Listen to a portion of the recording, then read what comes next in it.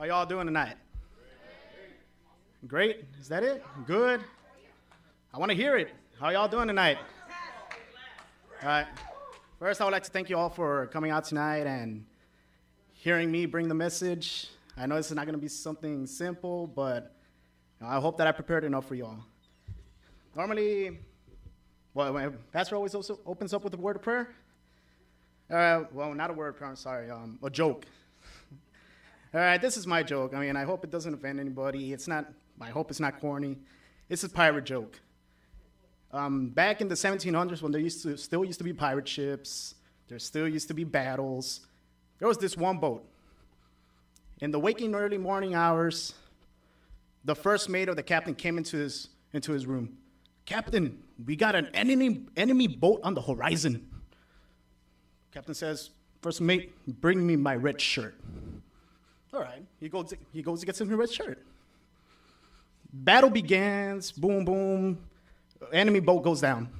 First mate tells the captain, I just got to know, why did you want a red shirt for this battle?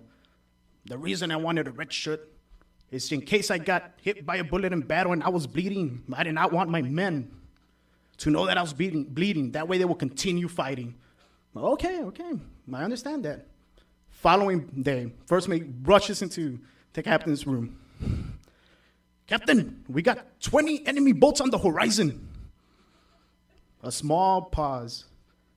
Captain just says, "First mate, bring me my brown pants."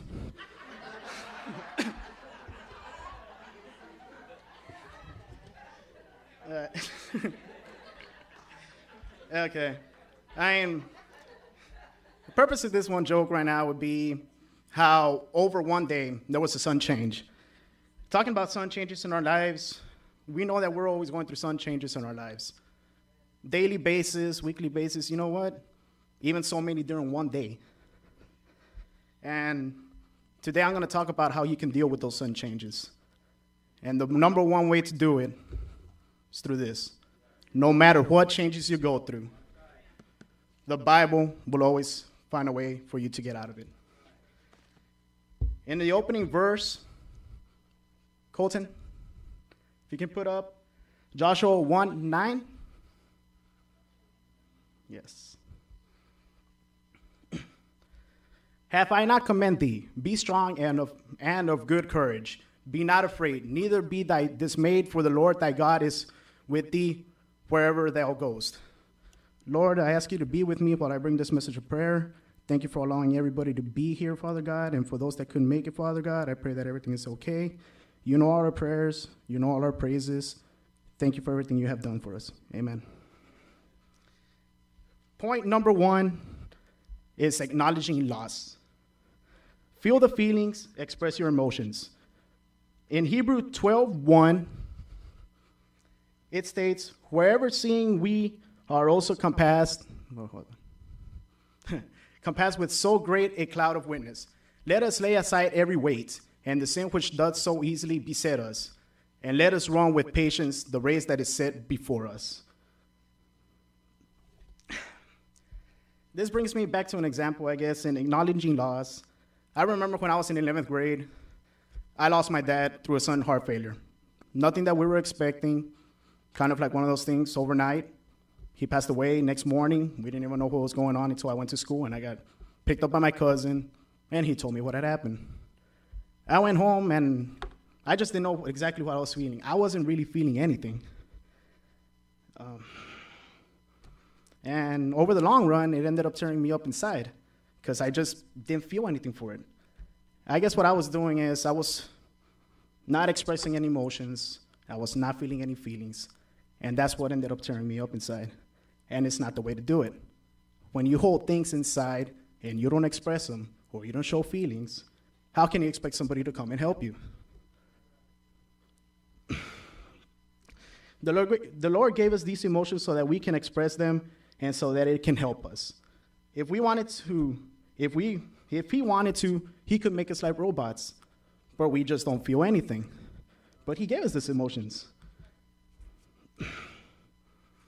Through happiness, sadness, anger, any type of emotion you can think of, panic, it helps us knowing that other people are going through these, so that way we can sympathize with them. We can help them if somebody needs help. It can also help us. It shows that how can we expect somebody to help us? Also, if we're not showing anything. The good Lord was the one that gave us this power of feelings. Like I said, if he didn't have to give us this emotions, he didn't. But he did. That way we can know when something is wrong, something is right. And point number 2, it says, surrender the fight to resist change. Let go of the past, and it is gone. This also bases with point number 3. Turn and face the unknowing that your future holds. One day at a time. One day at a time. Stay focused in the present. In Philippians 3:13, it says, brethren, I count not myself to have apprehended, but this one thing I do, forgetting those things which are behind, and reaching forth unto those things which are before.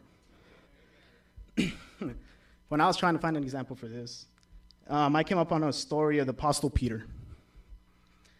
Peter was always one person to seem to know where he was going in life. Always knew where he was going. He would boldly make his mind up. There was an occasion when he had to reconsider his position and change his mind earlier days of the church. The Peter, fisherman, now bold apostle, was sitting on the sun deck of the house of Simon Tanner, having a quiet time of prayer while he waited for lunch. He was starving. While he was sitting in the sun enjoying its warmth and his conversations with God in prayer, something most unusual happened. He had a vision. In the vision, this experience led him to begin a painful personal change. He was compelled to confront his own snobbish attitude and his own deep prejudice. The poor fellow didn't want to change. He reckoned he had already changed enough since he had first met Jesus. He had already had his quota of uphaven for one lifetime, especially his change of attitude and direction on the road. Nevertheless, the vision that God gave him led him to change once more. Just like Apostle did, do not resist sudden change. God had a plan for him. Move forward with what the Lord has planned for us. It is not going to be easy. We all know that. It's not going to be easy. Okay? For some of us, maybe the best way to deal about it, take it one day at a time. Once we learn how to take it one day at a time, advance it. Take it a week at a time, week by week, and so on and so forth. Once you keep getting stronger and stronger and stronger, take a month at a time. By that time, along the way, one thing you have to do along the way, though, is leave the past behind you. Just like Peter had already done. He had felt that he had already done it for Jesus, all right? But he still went forth. After he had his vision, he still went forth. He didn't just stay behind. Leave the past behind, but leave behind only the bad, and bring along only the good. He has other plans for us, all right? Just by being saying, leave the past behind, of course, we're not all going to leave everything behind. There are some great things in our lives that we need and we know help us. Those are the ones that I'm asking you, and those are the ones that the Lord's asking you to bring along.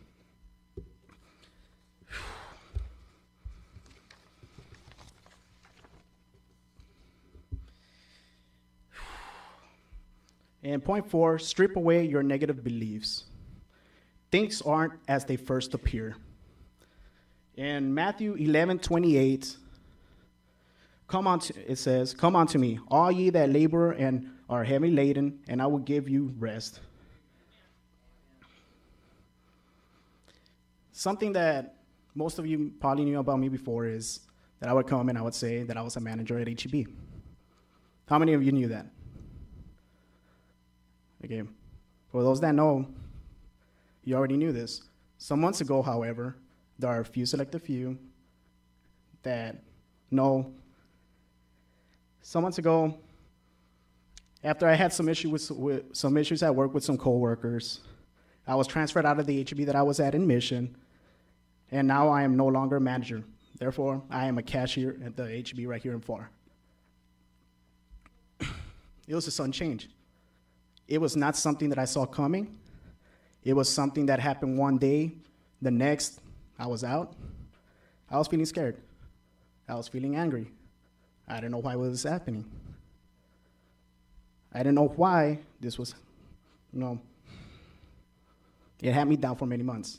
I would be at work and far, and I'll just be there in the register, and I'll just be thinking and thinking and thinking. How did this come to be? Why did it happen? Life will not end for you if you have this type of change happen. That's one thing you got to remember. That's something I came to realize. Life was not going to end. The Lord does not want you to buy into the lie that the devil waves in front of you, saying that you have no more choices, that you can't keep going forward. I'm here to tell you that's wrong. You can. Everybody can. No matter what happens, everybody can move forward. Yet the Lord wants you to fill yourself with possibilities and for you to realize that life still has purpose. It always does. I still have faith that even though I'm down right now, at one point or another, I'm going to be looking back with what's happened to me, and I'm going to be laughing, and I'm going to be happy with where I am, happy with where I am.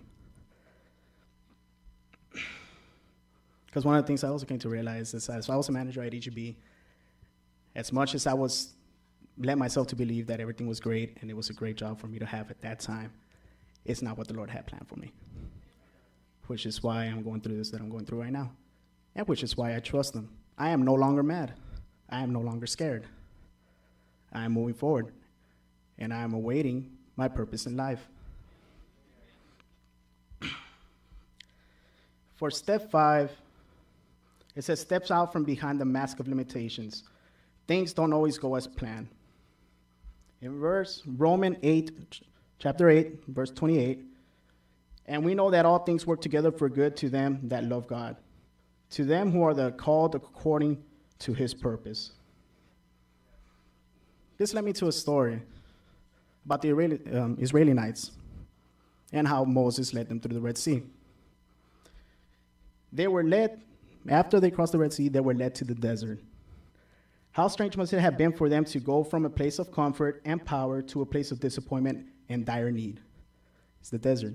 Everything is dry. Where are you going to find good water? It's just... When they arrived at Marah, they complained about a lot of things. God reminded them, keep His commandments. Then He brought them to the abundance of the refreshments of Elam. He took them out of the desert. Why? All right? Why would God lead them from a place of goodness to the desert, place of the dryness, heat at night, freezing weather? God wanted to show the Israelites what life is, a combination of bitter and sweet, triumph and defeat, that each journey will reveal their hearts. Just like the Israelites, this could be the reason that we sometimes go from something good to something bad. God is perhaps testing our faith. He could be, just to see how strong we are. Are we going to be able to keep going after something bad happens to us? Are we going to be patient enough to wait for the good? He wants to see if, despite troubles, we will continue to trust in Him. Continue to trust in Him. Through your troubles, He will lead you out of them and into a place of spiritual healing and refreshment. I know that's what's going to happen to me. I know that's what's going to happen with everybody that could be going through troubles. Trust in the Lord that He will be with you. Trust in the Lord. Point 6, develop flexibility and resiliency. In John 14, verse 27, peace I leave with you, my peace I give you, not as the world giveth, give I unto you. Let not your heart be troubled, neither let it be afraid. This resiliency brought me back to a story when I was in 6th grade. When I was in 6th grade, I had barely started a new middle school. Sun change.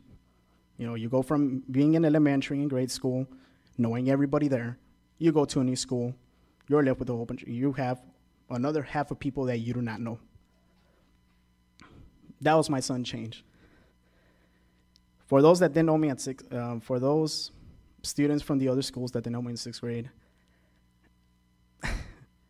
they, I guess in a word, they didn't exactly treat me that well. I went through an eating disorder when I was in 6th grade. Not that I was eating too much, which got me to where I am right now anyways. It's that I did not eat enough. I went into a diet. I was tired of people telling me that I was big. I was tired of people telling me that I was different. What did I want to do? I wanted to be the same like everybody else.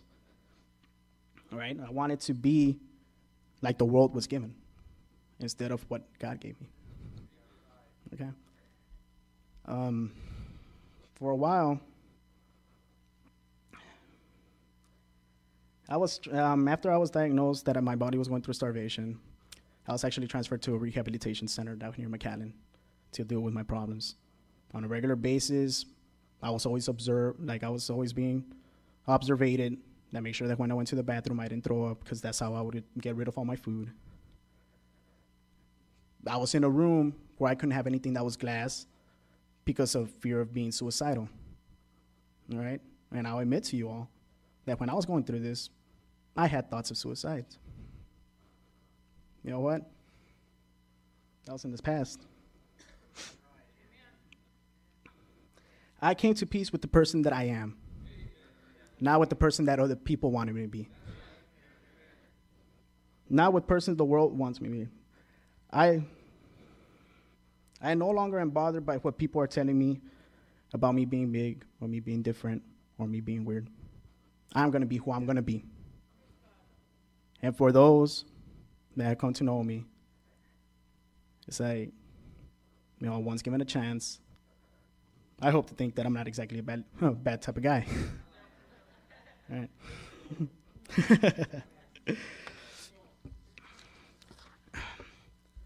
The Lord gave me the power and the inner peace to be resilient. It saved my life. And by developing that very same power that the Lord can give you, it can do the same for you. In anything that can be done. Not just through depression, but through financial problems, school problems.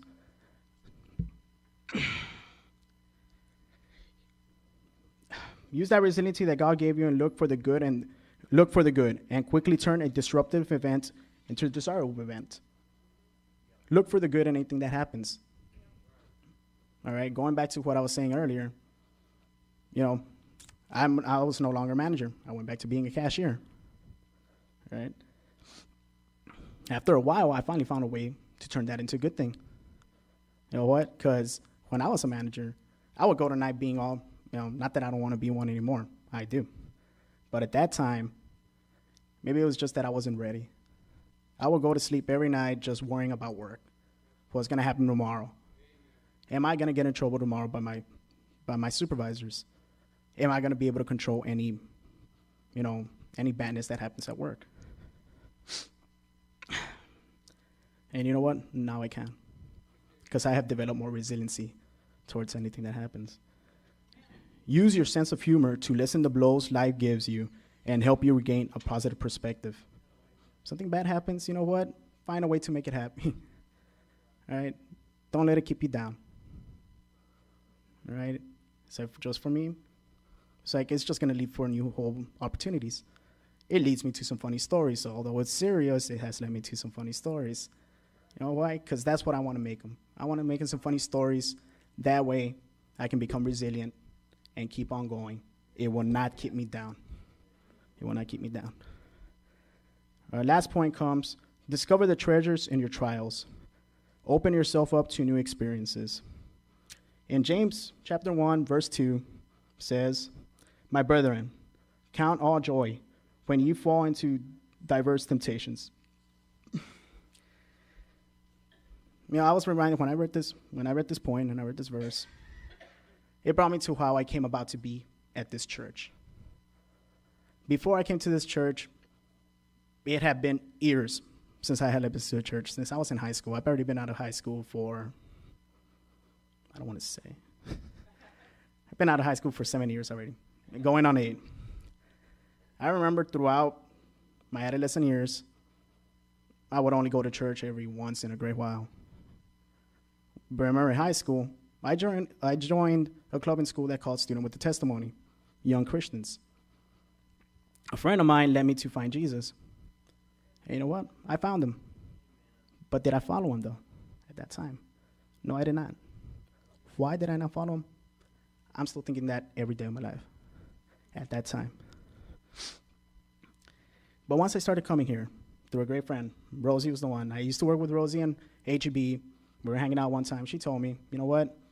Oh, it was on a Wednesday of all things. She's like, oh, I'm going to go to church. You know what? It's like, hey, you know what? Let me go to church. Can I go with you? Yeah, you can. Started coming to church every once in a while.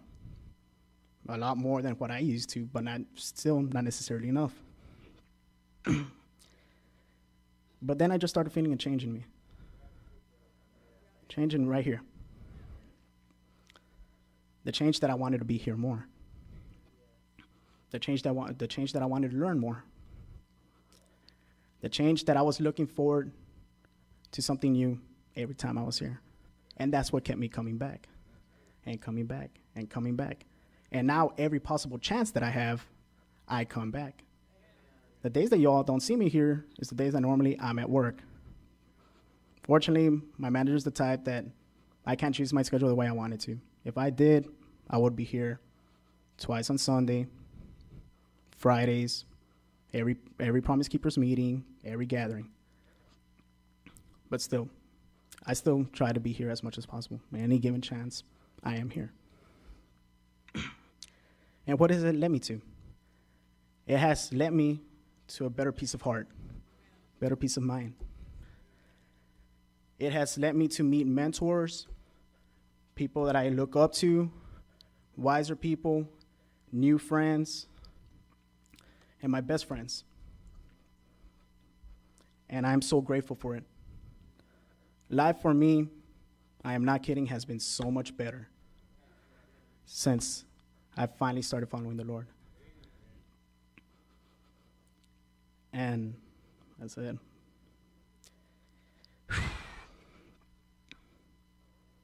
It led me to where I am today. Like I said, it led me to where I am right now, standing in front of you, bringing a message. Never in my life would I think that I'd be standing here in front of all of you, bringing a message. Never. I was nervous when Pastor first brought it up to me about doing this. I brought it up to him that, you know what, I might want to give it a try. Okay. Sunday morning service ended. He asked me, do you want to do it Wednesday night? I'm not going to be here. It's like, you know what? Honestly, right now, I have no idea. I'm thinking about it. I already had ideas. I said, I had this idea a few weeks back. The thing is, I just wasn't feeling it at the time to bring it up to the pastor. I didn't feel confident enough to bring it to the pastor. Right? Because the Lord was not ready to send me here at that time. But he was ready this Sunday. He was ready to bring me. He was ready to let me know on Sunday. He was ready to bring me here today. For those of you that were here in the night service, when Pastor said that he was not going to be here on Wednesday, he said that I was going to bring the message. I was back there. And he's like, JJ, right, you're going to bring the message? I'm like, yeah. I was shocked. I was not exactly expecting it because at the end of the morning service, I had told Pastor, I'll tell you at the end of the Sunday night service. By then, I'll be sure.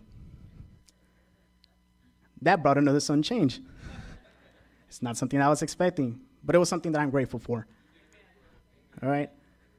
Thank God that I have people helping me to bring this message tonight.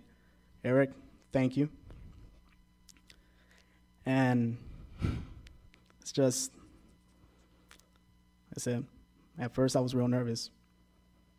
I was told, if you don't want to bring it, if you feel that you're not ready, we can do something else. I slept on it. I could have woken up and easily ran away and say, I'm not going to do this. Not today.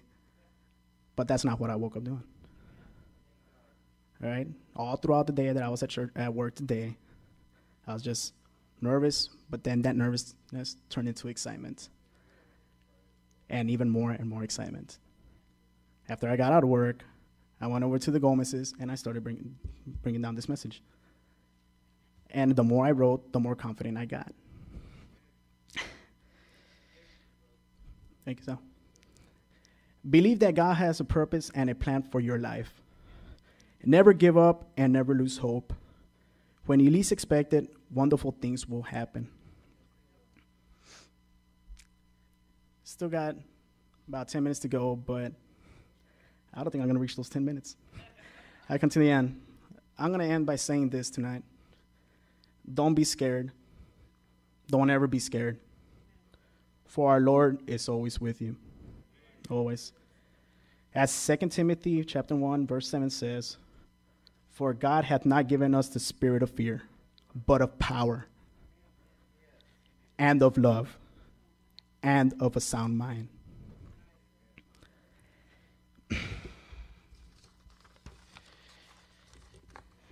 As I said, that brings me to the end of my message tonight.